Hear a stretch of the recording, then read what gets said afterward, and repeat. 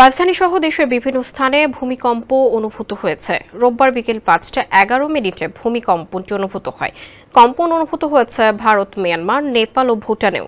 মার্কিন ভূতাত্ত্বিক জরিপ সংস্থা ইউএসজিএস জানিয়েছে ভূকম্পনটির মাত্রা ছিল ৫.৯। বাংলাদেশ, ভারত সহ দক্ষিণ এশিয়ার অন্তত ৬ দেশ থেকে ভূমিকম্পনটি অনুভূত হয়, যার উৎপত্তি হয়েছে ভূপৃষ্ঠের ১০ কিলোমিটার গভীরে। ভূমিকম্পনটির উৎপত্তি বেশি গভীরে না হওয়ায় ভূমিকম্পের কেন্দ্রস্থলে তীব্র কম্পন অনুভূত হয়েছে। ভূমিকম্পের ক্ষয়ক্ষতির বিষয়ে তাৎক্ষণিকভাবে কোনো তথ্য পাওয়া যায়নি। রাজধানীর বাইরেও দেশের বিভিন্ন জায়গায় এ কম্পন অনুভূত হয়েছে। সোনামণিকে নিয়ে আমি থাকি চিন্তামুক্ত, কারণ আমি ব্যবহার করি এসএমসি স্মাইল বেবি ডায়পার।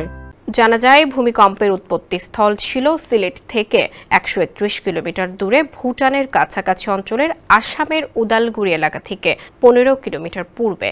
এর আগে গত এপ্রিলে রাজধানী ঢাকা সহ দেশের বিভিন্ন স্থানে মৃদু ভূমিকম্প অনুভূত হয়।